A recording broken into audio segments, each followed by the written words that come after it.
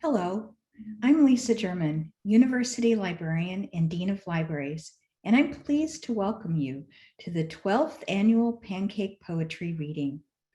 Today's program is sponsored by the Friends of the Libraries as part of the Friends Forum, a series for curious minds. For those friends who are here today, we appreciate your commitment and we thank you. And for those who are not yet friends, well, we invite you to join us. The annual celebration of poetry began informally years ago by a librarian, Marcia Pancake, who is in the audience today.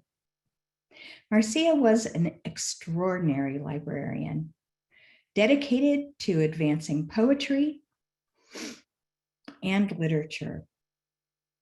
She planned a special reading each year during National Poetry Month.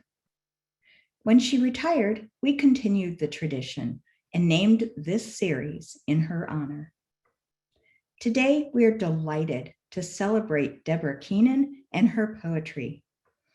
Deborah adds her name to a long list of stellar Minnesota pancake poets: Louis Jenkins, Hyde Erdick, Ed Bach-Lee, Joyce Sutphin, Michael Dennis Brown, Ray Gonzalez, Bao Fee, Margaret Hassey, Jim Moore, Wang Ping, and James Lenfestey, who was our first pancake poet and is moderating this afternoon.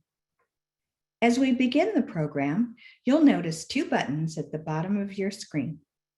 Please use the chat button if you have technical questions and the Q&A button if you have questions for our presenters.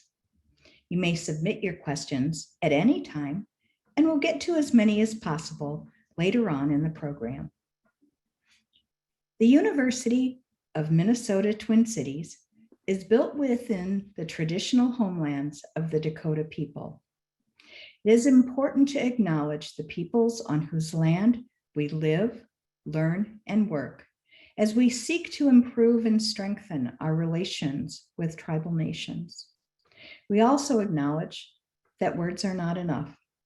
We must ensure that our institution provides support, resources, and programs that increase access to all aspects of higher education for American Indian students, staff, faculty, and community members. And now we will turn to Malika Grant. Malika? Good afternoon, and another warm welcome to everyone joining us here today. I am Malika Grant, librarian for English and American Literature at the University Libraries, and I'm so proud to follow in Marcia Pancake's footsteps in this position. It is also an honor to introduce today's wonderful poet, Deborah Keenan. Deborah is the author of 10 collections of poetry, including Willow Room, Green Door, New and Selected Poems, which won a Minnesota Book Award. Author Charles Baxter, who retired from our faculty last year, said of this collection that a great soul is speaking in these poems after long thought and meditation and inward dialogue. Deborah has received 2 Bush Foundation Fellowships for Poetry, a National Endowment Fellowship for Poetry, the Loft McKnight Poet of Distinction Grant, and many further honors and awards. Deborah also is the founder of the Laurel Poetry Collective, a group of 22 poets and book artists who gave many readings and published over 30 books. Deborah was a professor for 30 years at Hamline University in Liberal Studies and Creative Writing, and has worked as an adjunct professor at several others, including the University of Minnesota. She has taught poetry at the Loft Literary Center since its inception, and she has been a participant and continues to be a local mentor in the Loft Mentor Series. We also are fortunate to have James Lenfestey join us today for the discussion part of our program. Jim is a previous pancake poet, author, essayist, and a former editorial writer for the Star Tribune. Last year, he was honored with the K. Sexton Award for significant contributions to the local literary community. He also previously served on our Friends Board. And now, please welcome Deborah Keenan. Hi, everyone. I wanted to thank the friends for giving me this opportunity. It's an honor to be in that list of names. This particular reading is dedicated to 3 personal losses of mine. I want to say these names in honor of them. Charlie Preble, a beloved student. Hugh Batten, a friend, married to a dear friend, my next door neighbors when I lived in Scotland 50 years ago.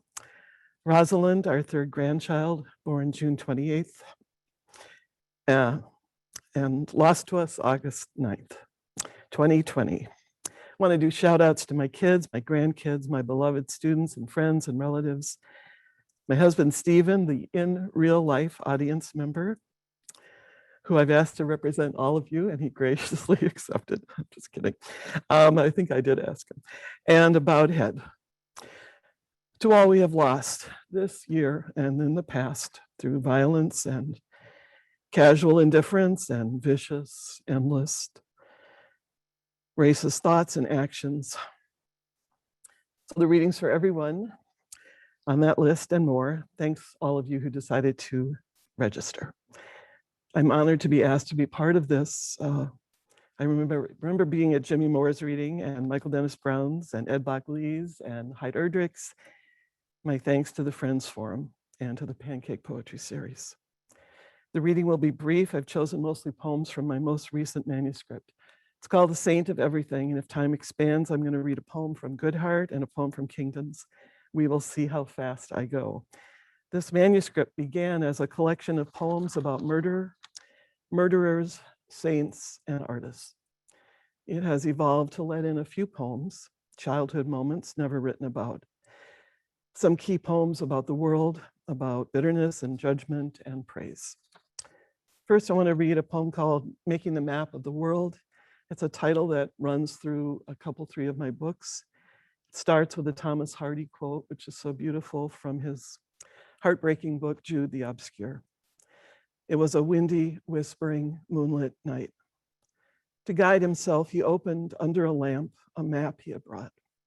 The breeze ruffled and fluttered it, but he could see enough to decide on the direction he should take to reach the heart of the place.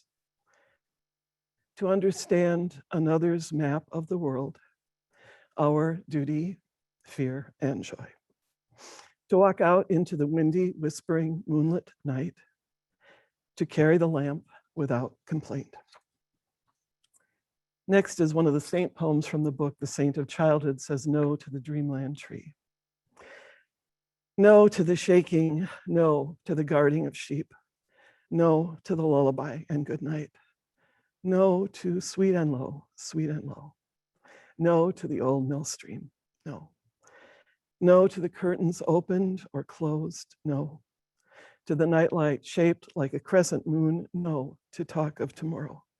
No to 4 saints at 4 corners of the bed, no. To the land of counterpane, no. To the murmur of older voices in the next room. No to the real linden tree outside the southern window. And no, always no, to the dreamland tree. And next is a poem called Hospital. At the hospital, my head and shoulders exist inside a plastic tent. A box of ice replenished every few hours at the back of my head. Outside the tent, the plastic is unzipped 3 times a day for meals. 4 times a day, I get shots in the ass, the hip, the outer thigh. Don't cry. Blood taken from small veins hidden in closed elbows. When told to extend my arms, I obey. I'm awfully good, though it does not make the nurses love me. There's one window in the door to my room. My mother can come as far as the outside of the door, position her face in the window. Then the nurse shakes my leg to rouse me. I turn to the window, I see my mother's face through a wall of plastic tent and 1 glass window. This is the face I love and I wait for. One of the reasons the nurses do not fuss over me. This is protected memory. No evidence saved, just one truth from the olden days. And the 3 times I lived for days and nights in this kind of quarantine. What grew from this garden? Claustrophobia, fear, loneliness, bravery, stoicism, the animal ability to abide. And next, a poem called Garage. White bike leans against the north wall of the blue garage, unharmed after my father drives the car into the east wall. The wall unmoored, angled, the saws and hammers jumping from their assigned places, the heavy clatter as the engine revs and smokes, and the mother in her swirl of bedclothes cries out, wrenches the car door open. Years go by. I see the circle of the steering wheel, holding him in place as the fresh air in the middle of the night enters the garage. Oh, he is deeply drunk and deeply asleep, and it is terrible to wake him and terrible to let him sleep. It's pointless to resist memory. White bike, gleaming saw, a neighbor's voice, an owl's call. A simple arrival into an east wall on a moonlit night, and how it took his whole life to sleep this way. This is a poem was published by two of my great students who started an amazing journal called The Under Review. Poems about sports and so much more. This is called For Some Reason in Our Elementary School. Dodgeball was called war. We played the game so happily, with such violence. Black eyes, sprained fingers and wrists. The ball snapped my head back. My body followed, knocked out against the gym wall. I was so still. My best friend ran crying to the nurse's office as the game continued. What a gift, this wild, vicious game. All of us little white kids in my suburb, and only some of us knew violence at home, the doors closed.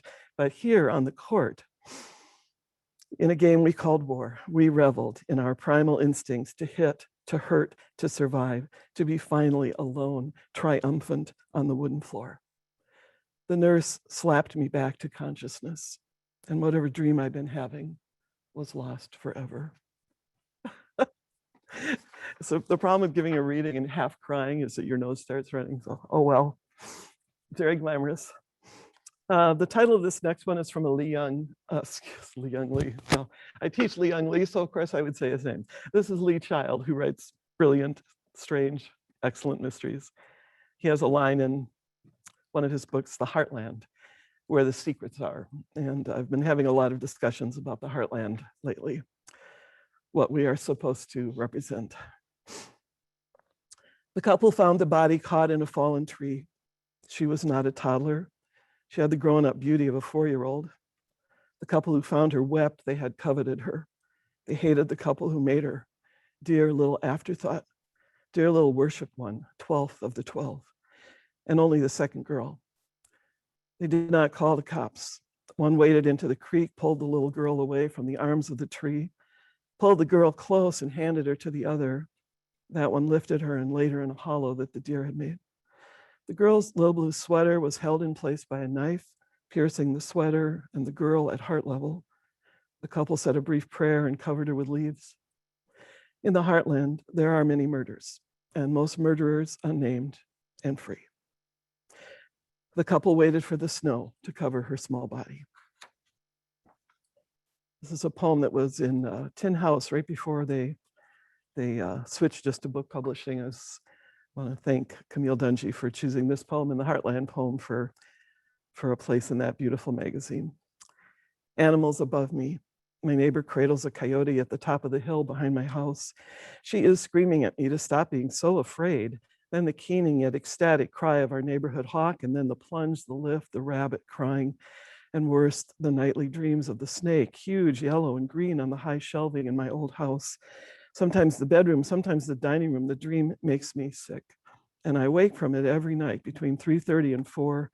Comforting books do not comfort, so I get up exhausted. I start the day. Other neighbors keep telling me, as long as you see it, you don't need to be afraid. Then, in the next dream, I can't see it. I am sick and afraid. I wake up again, the bear straddling my maple tree, 20 feet up. Is he scared? I am so sick of thinking about how safe I am. So sick of making animals carry all my fear. The human beings in our country, half at least, live in terror. In our world, half at least, terrified, desperate, sick with fear, and I see it. I cannot see it. I see it. This is a poem from a little chapbook I did with a wonderful artist, Susan Solomon. Write the word liar 12 times. On a white metal post in front of the abandoned gas station, right with your finger in the dust and grime, into the front window.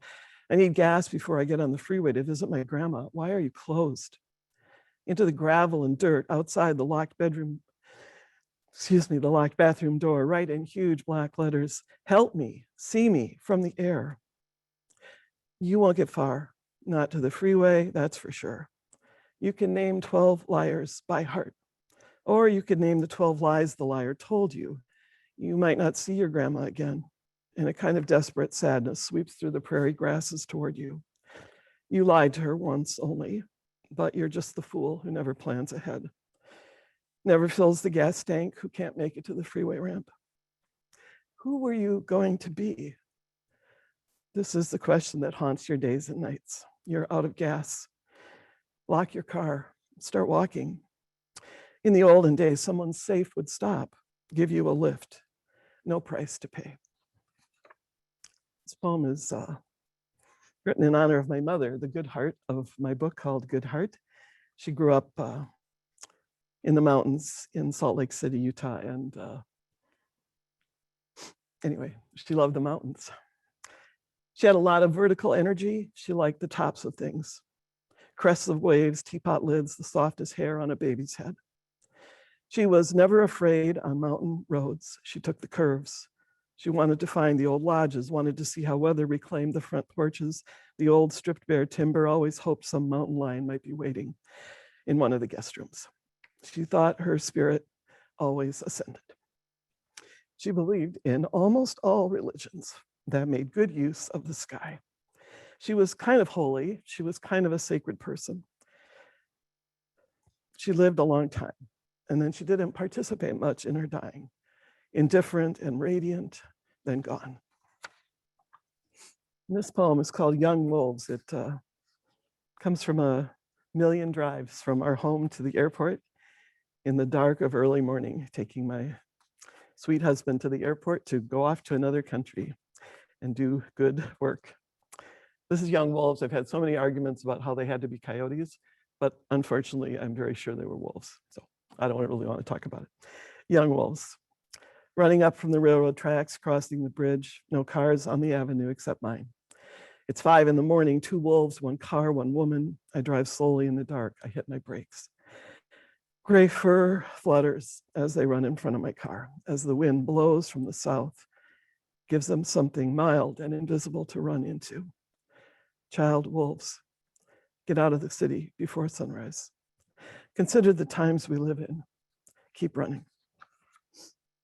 And one of the artists in this book is Birchfield, Charles Birchfield, a Heartland artist. And there's a whole group, a small group of artists who did a lot of their work in Moonlight.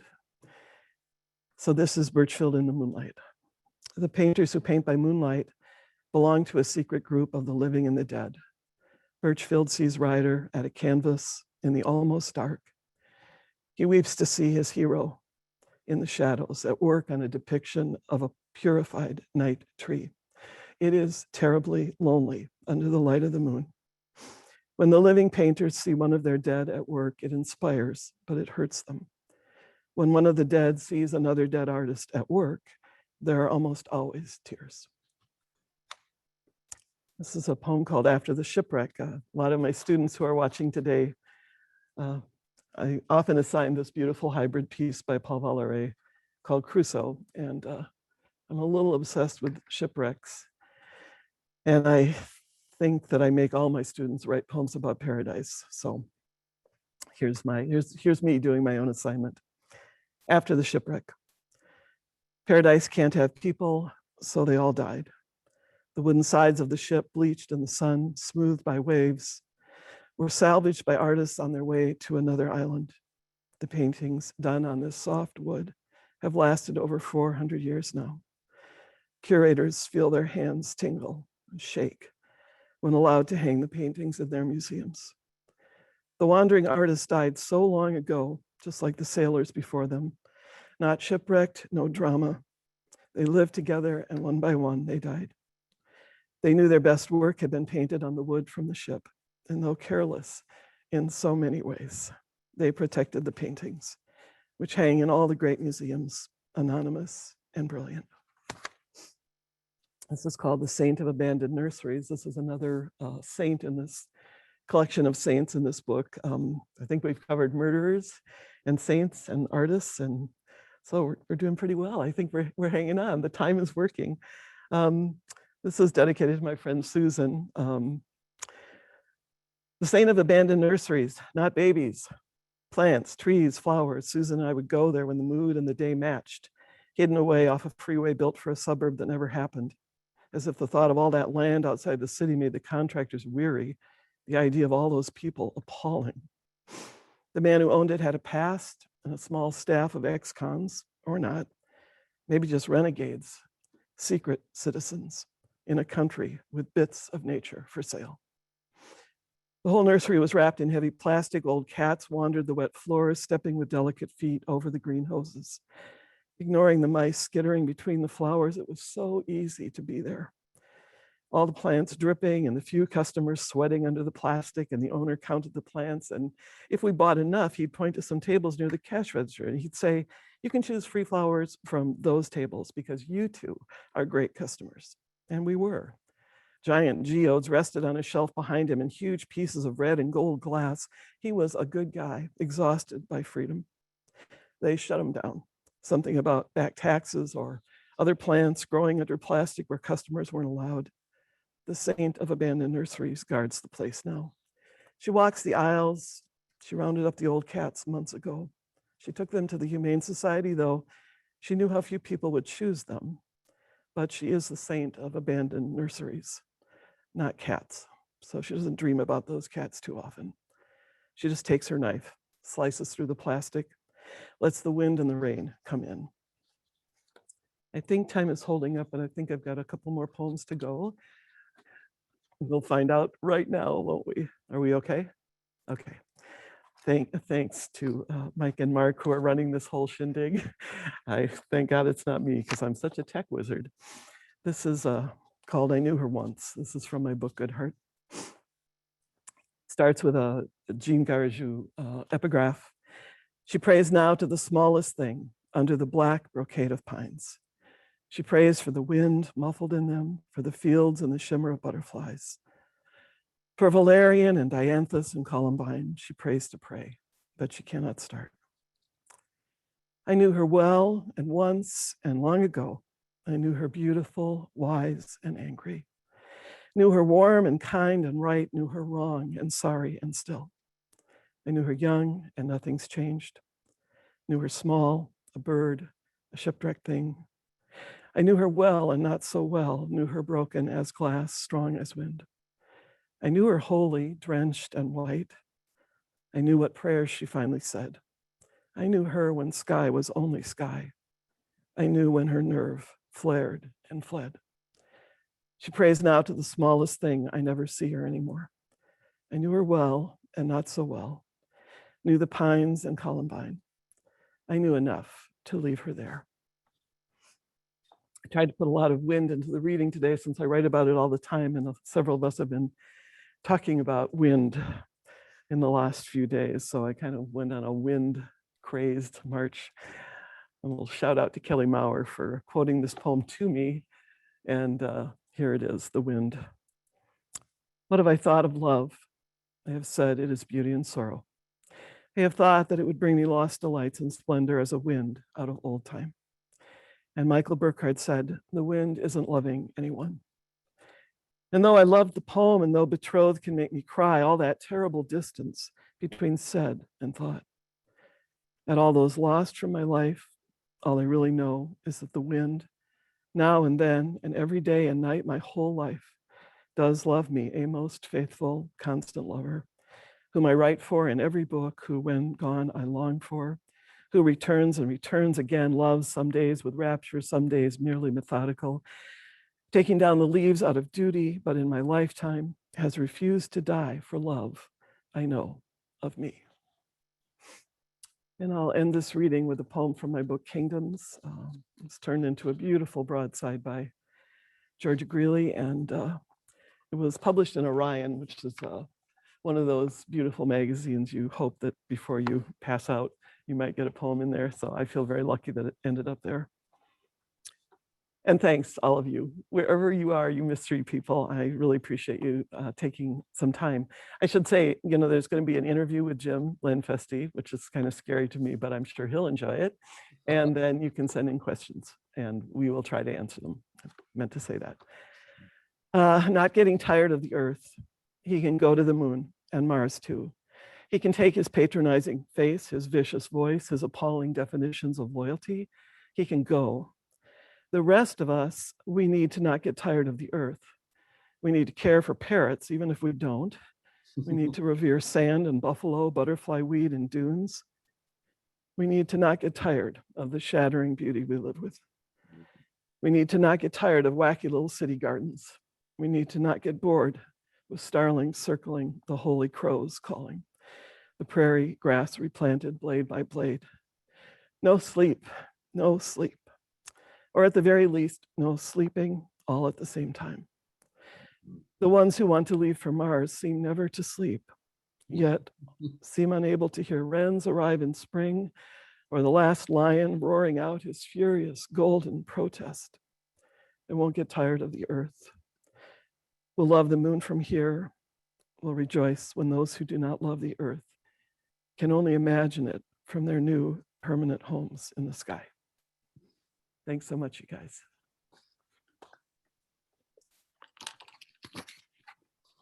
Wow, Deborah, I'm kind of speechless, but I guess I can't be.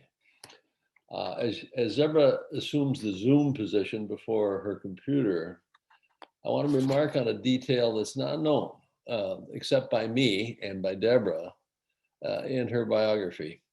When I was running the Literary Witnesses program at Plymouth Congregational Church, and when her book, Willow Room, Green Door, came out, I think before it won, but any event, she might have already won the Minnesota Book Award. I invited her to read, and it was a pretty prestigious series. With me, we'd attract hundreds of people, and she would have had a great crowd.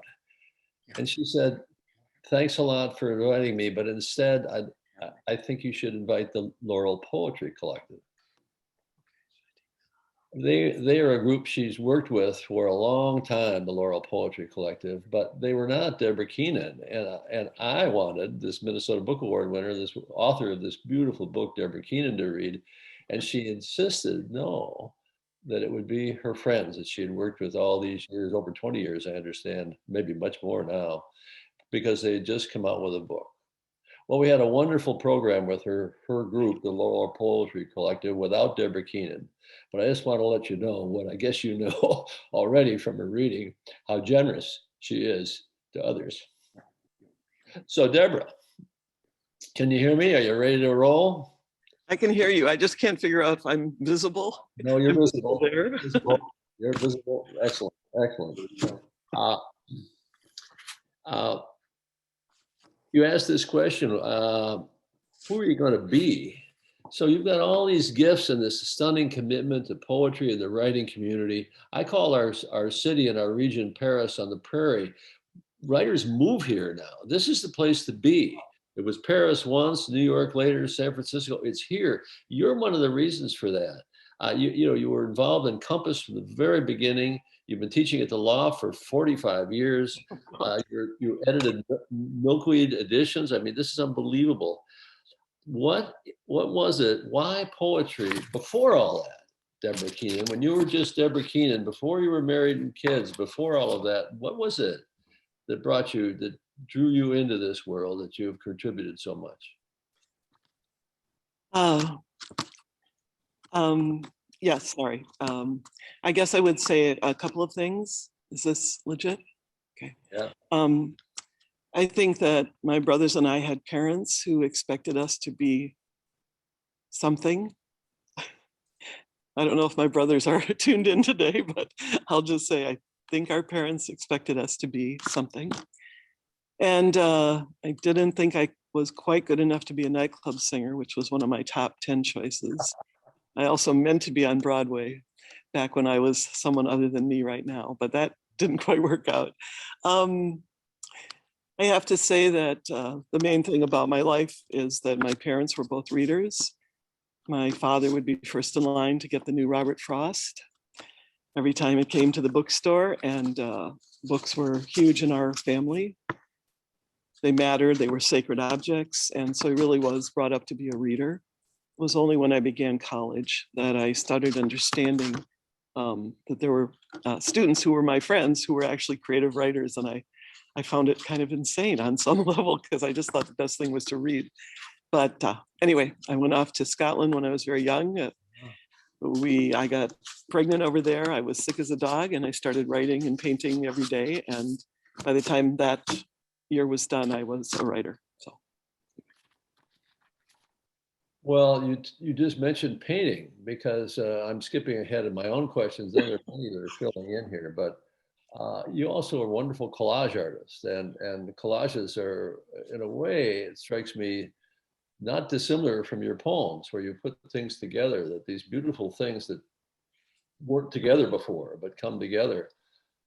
Talk about it, about art and collage. In fact, we'll add this in. I only learned the word ekphrastic, the word for the Greek word for writing poems about art, only a few years ago. You've known it for your whole life, probably, because you write many extraordinary poems about your response to art. But talk about that visual art versus oral art, which is poetry, and your love for both of them and how they work together, or maybe they don't. well, I would first of all say, Jim, that my students laugh at me when I try to say that word out loud. I do know what the word means, but it's one of those words for me that I can never say. But yes, I write a lot from visual art. You know, I think collage, I'm always yelling at my students that collage is the art form of the 20th century. And it's also, in my opinion, the art form of the 21st century. And I think that we live in a time of such brokenness and so many fragments. And our job as artists, sometimes, some artists are supposed to reassemble things. Some artists are not supposed to reassemble things. I remember, anyway, I think collage works for a lot of the ways I perceive myself, sort of endlessly like a magpie or a crow, gathering, and then in a burst of energy, I will start understanding how those pieces might go together. And other times I don't understand, and those beautiful images or scary images stay in a box for years. I work a lot in notebooks. I've warned my beautiful children that their main job when I drop dead is, reading 75 notebooks and not throwing them in a bonfire. Although I won't be around to know, so they may throw them in a bonfire. But the notebooks are full of collages too, and also I don't paint the way I make collages. I sell collages, but I just paint for myself. And so I need all of that. I need all of that to function as a working artist. It all matters to me. There are poets whose main deep response to the world besides poetry is music. Mine just happens to be visual art, and I'm very interested in trying to kind of heal up the edges of things and figure out how things go together. Well, a follow-up to that, you published a lovely book of prompts from Tiger to Prayer, which 3 editions, they're all sold out, and they're not even available on the repo market, because I looked. And guess what? It's not happening. And your dream for that book was that people would, I quote here somewhere, I imagine this small book writing in backpacks and purses inside folders, etc. It's clearly doing that. One of your gifts to the world, to your students who remark this, and is using prompts. Do you use prompts? Tell us about where these prompts you come up with come from, and do you use them? I think kind of the joke of my endless teaching is that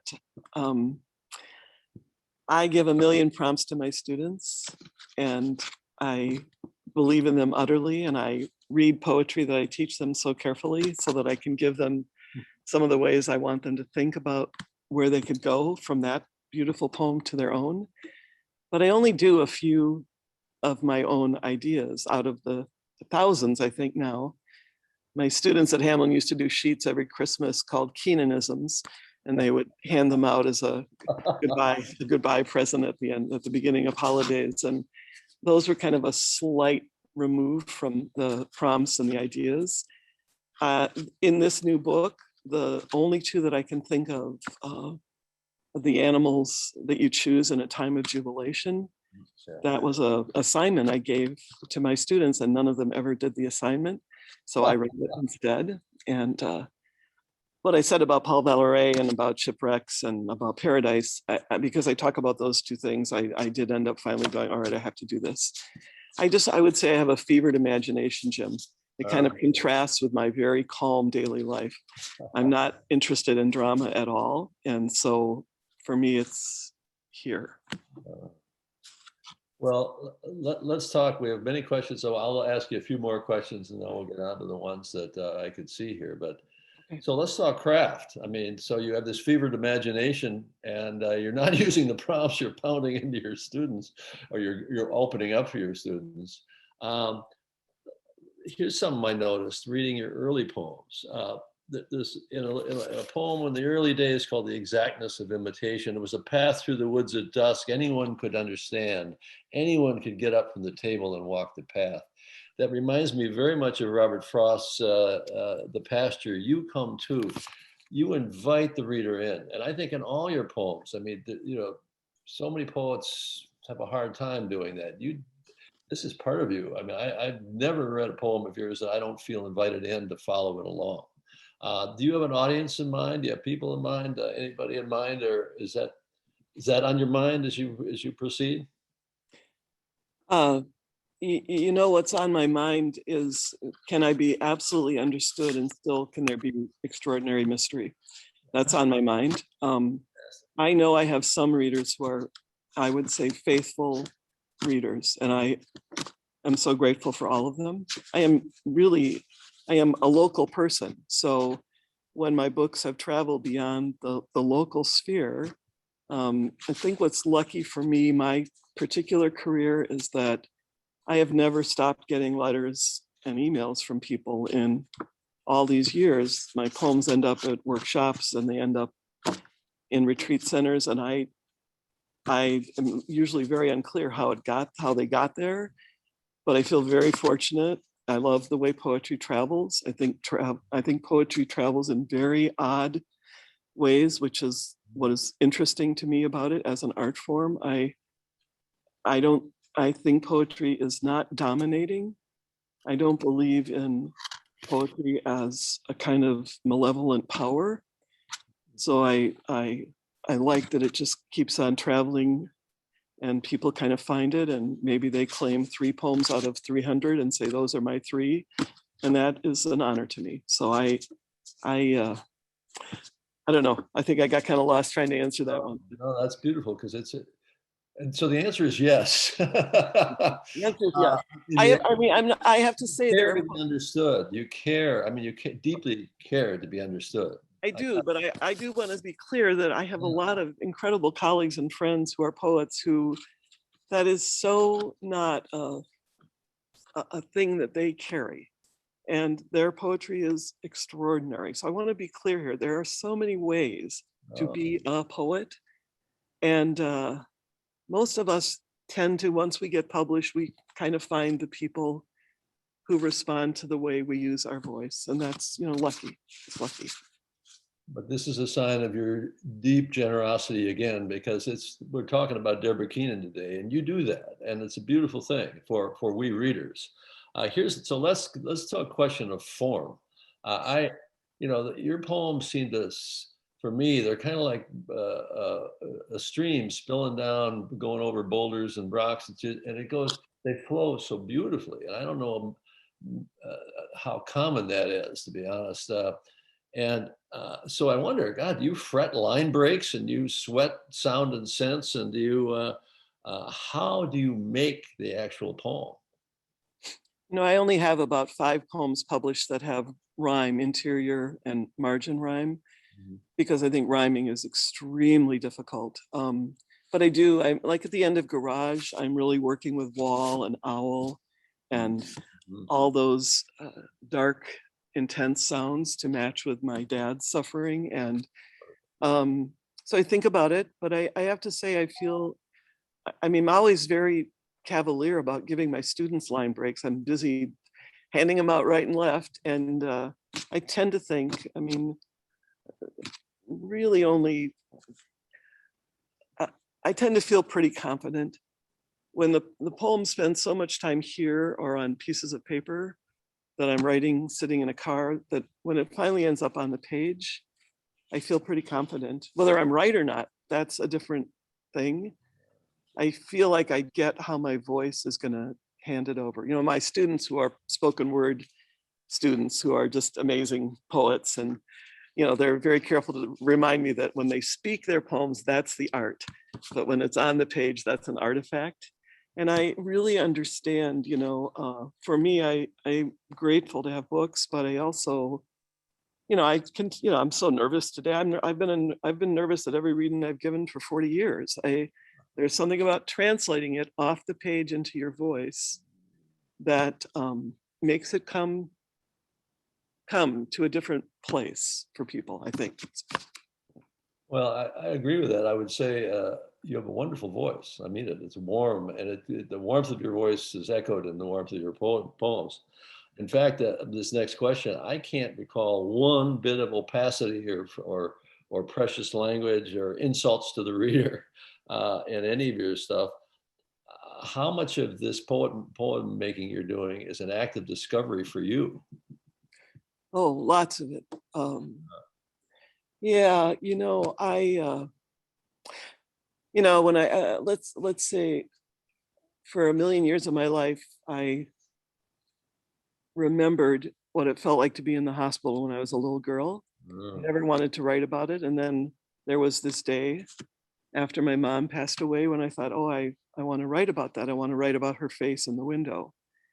But all the rest of that poem, I have to say, really surprised me. My sense of being judged by the nurses, my sense, it's a line I say to my students sometimes, what do we say is protected memory? What does that mean to say a memory is protected? Mm-hmm. If you say it's protected, does that mean you don't ever say it? Or you say it? And then the ending of that poem, you know, what did it teach me? I mean, I have to say I had never thought in a million years about what it taught me being in that plastic tent. And then all of a sudden, all those words were absolutely correct. I never changed one after I wrote the end of that poem. So I just, you know, I just think that's, for me, there's a thing that happens or there's a spark. But I think most poetry, when it's too thought out or too planned or too overworked, it just dies on the page.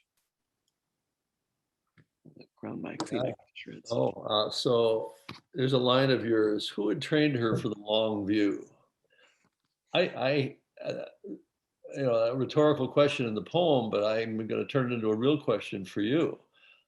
Gods and angels appear in your poems on a regular basis. I'm happy to see them all. But give me a. I mean, you touch on the spiritual life and the spirit of real life. I don't know how to quite say that. Who trained her? Who trained you for this long view? Well, yeah, there's a lot of answers to that, but I'll just quickly say I think that my brothers and I were all trained for the long view. We just took it to mean very different things. But the thing that I think we three have in common is we all were trained to be stewards. We were not supposed to let go of our parents' furniture or dresses or their beautiful things. And all three of us have gone through some hard times letting go of things because our children are amazing and beautiful and they don't want it all. And we've really had to think about what the long view meant in that. I think that we were all expected to never give away any of my dad's books, never give away any of my mother's beautiful dancing dresses. And, you know, my son Brendan and I, when we emptied my mom's house, we were throwing things out of the second floor window into a dumpster because, you know, I have a poem about it. My mother's beautiful dancing green taffeta dress floating in the air into a dumpster. We were so overwhelmed. We were so overwhelmed. The long view in terms of the spiritual life or the religious life, I think my parents were of very many mixed opinions about God and angels. And I think their differences made me want to pick. And I picked my mother because she was healthier. But my mother wasn't really that religious, but she had been brought up as a Mormon. So she quickly had me converted, and that taught me a lot about angels and God. I'll just say that much. And then when I was 18, I just decided to pray all the time. Oh, that's exciting. Oh my God. they're shutting us down. What the hell? So Perhaps, now I'm going to perhaps someone will let us out of the building. was that a building that wasn't in our? The building's on fire. Well, No, they just want to close the library. So we're fine. We're Oh, fine. We're okay. fine. I'll give you one more, and then I'll Okay. turn.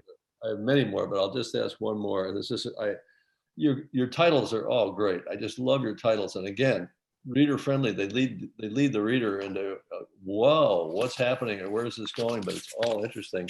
But here's one I want to ask you. When men poets you admire and respect can only answer Sappho when asked in public, are there any women poets you admire? That's a bit of delightful revenge. But do you feel part of your role as a woman poet and teacher is to right this wrong? I mean, are you working for? I think the joke is I was certainly I'm shocked as a feminist that we're where we are in 2021. I'll say that. But I was brought up to be very good and just to accept what my elders taught me. And there's a line in that Sappho poem where I say, I think I say, my women friends are laughing, but it took me this long to understand. It was sparked by a writer who I very much admire, who actually had told me many times that he loved my work. And then was asked at a public forum like this, what poets do you admire? And he named like 25 white men poets without blinking. And it was a great crystallizing moment for me. I understood finally. And I love across the spectrum of poets, and I'm shocked that it's still an issue. But the great thing about this, Jim, is that Iowa Review that published that beautiful Louise Bogan inspired wind poem, I call it beautiful. I think it's one of the prettiest poems I ever wrote. And he took it, and then there was another poem I had sent with it, and he just wrote on the bottom of it, even though he had taken it, he said, Deborah, I mean, I'd never met him. This isn't really a poem. And he signed his name. And I was just so shocked that anyway, that collided with my friend naming all the men poets, and that's where that poem came from. So, well, here I'm going to work on a few of these questions. There are quite a few here. This is from our friend Patricia Francisco. When you interviewed poet Elizabeth Alexander, pardon me, for Waterstone Review a few years ago, you asked a question that surprised and pleased her. What do you feel you've stayed faithful or connected to in your work? Has your faith stayed steady to a certain set of allegiances, or do you feel you've tossed them over your shoulder? Interesting.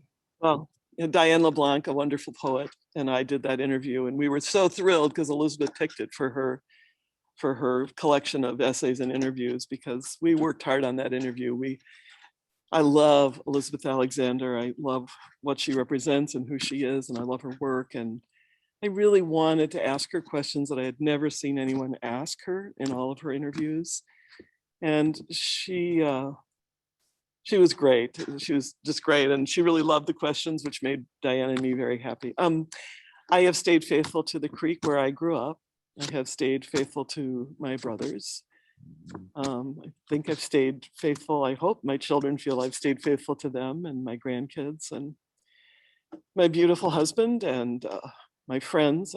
I was brought up to be a very loyal person, and I hope I've been mostly loyal. I've made some terrible miscalculations, but mostly I'm faithful to loyalty. I think, the Puritan stuff that runs through white America about be endlessly perfectible, never think you're good enough. In my opinion, I have sadly stayed faithful to a lot of that. I've tried to shake some of it the last few years. But Molly, I think nature, you know, Fanny Howe says you finally get old enough, you go, I don't want to draw, I don't want to write a poem. I just want to go outside and look at a tree. I want to take a walk. I want to see that beauty. I think Jimmy Moore sent me that quote, and I think about it a lot because I walk every day, and I think, well, this is the best of me, taking a walk. So I'm faithful to walks.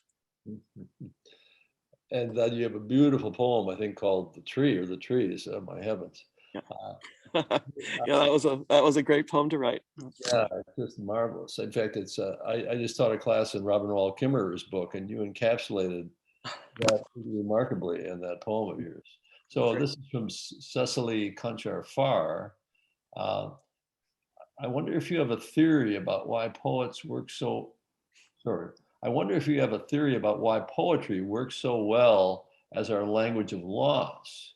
Why we turn to it, particularly in all genres, to capture our griefs. That has been made vivid this year, the pandemic, this year of poetry. I think a very good question. Yeah, it's a great question. I think poetry for me is the most sacred art. Poetry arrives without a screen. You know, Bachelard talks about there's no border, there's nothing in place here. It's the sacred to the poem. And when we lose people, we need the sacred. Even if we're not religious, even if we're amazing atheists, there are these moments where we need a version of the sacred. I think that when loss is done it's not that I don't adore novels and creative nonfiction and a million essays. I mean, I read everything, but for myself, I'm very impatient to get to the heart of the matter. I'm very, I just want someone to get there and say why that person was loved or why that animal mattered so much. I just want them to say it. And then we can go on about our lives and remember that. You know, because I love poetry, it's sort of what I think people should turn to when they're grieving.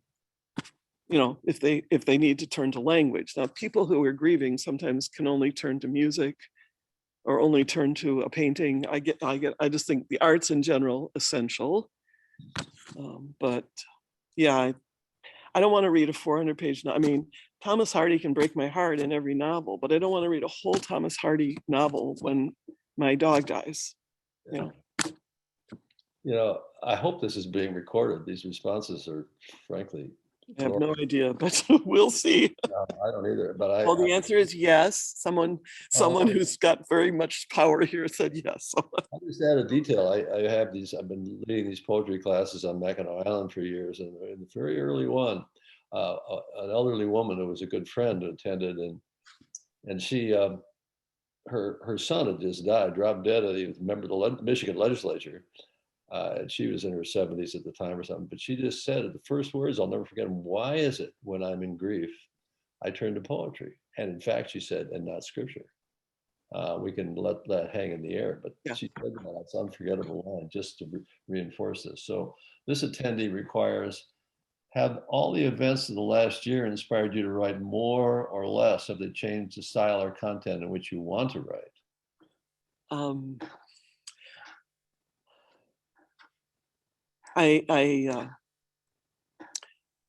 I wrote one embittered, I think quite excellent poem that I almost read today, and then I just couldn't stand the thought of myself reading it, about pandemic times and about I think it's a good poem, but it's very bitter and it's very judgmental and it's very angry and harsh. I've written in my notebooks mostly. We lost our little granddaughter after just a few weeks on Earth, and I've written about it only in prose because it's just too raw. And I think that that may happen in another 10 years if I'm still alive and kicking. Mainly I've made art. I'll just be very clear. I've taught, I teach my beautiful students, and I work in my notebooks, and I've made a ton of collages. Words have been pretty hard to come by for me this year.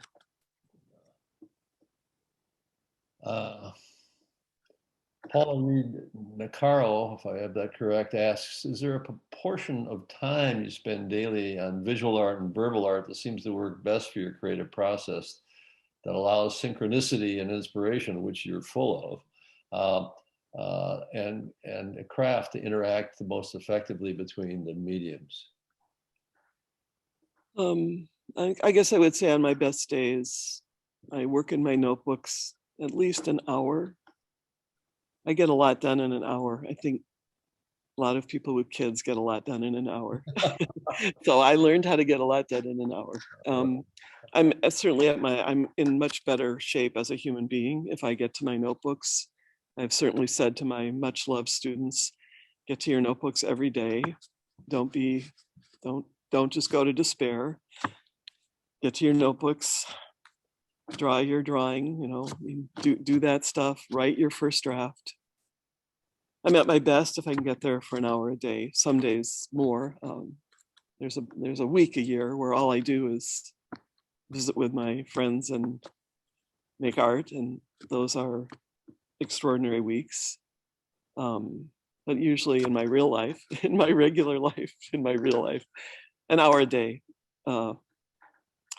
should get me set up enough to understand that I still know how to teach and think and imagine and make. I'm a great believer in the material world. Yeah, I'm a great believer in the material world. Here's a question from the material world. Keith Miller. I've been supported by the frame broadside on our walls of Not Getting Tired of the Earth, and was thrilled to hear you read it today. Yeah, I agree. Do you have anything you'd be able to say about poetry and poets and All Eyes on Minneapolis this year? That's a hard one. Well, I guess I would say I bow my head to my colleagues and friends of color. Primarily, I feel they've done the boldest, most furious, most extraordinary work. So I thank them. They know that. It is all I can say on the upside is I am praying that it happening here to George Floyd makes a huge, huge difference going forward. I am praying it doesn't get forgotten. And if I can ever write a good poem about it, I will, but I'm not worried about that. Only a few people wrote great poems about 9/11. Let's just be very clear. Only a few. A lot of us tried. There were maybe 4. Yep. So our job is to keep trying to be great artists. I believe that poets should work in time for what is being dealt us. But anyway. I'd like to indulge you. We have more questions. I'd like to end with a poem by Deborah Keenan, and then Lisa Germain will come and sign off. Not Betrayal, from your collaboration with Susan Solomon. Nothing in the world is betraying us. Not the late spring, not the gray days, not the wonderful liars in office, not the friends who broke our hearts. Nothing in our easy lives works against us. Not the river carrying its burden of uprooted trees and the ghosts of those who had to let go on the bridge railings. Not the families who can't see us clearly. Not the mirrors we try to avoid, those shiny truth tellers. It's pretty bad, those days when we see there's no betrayal anywhere, it's simply more days, more nights, and what we plan to do with them. Thank you very much, Deborah Keenan. This was incredible. You were great. Thanks, Jim. Thanks to the series. Appreciate it. Thank you so much, Deborah. This has been an amazing celebration and discussion, and thank you for offering us your poems and your insight. And as Jim said, thank you for letting us into your heart. Jim, we so much appreciate your contributions to the conversation. And Malika, hats off to you. Thank you so much for organizing this wonderful, meaningful, amazing program today. And to our audience, thank you so much for joining us. And in the coming months, please watch for new events in the Friends Forum, a series for curious minds. So thank you all. Have a good evening. Take good care.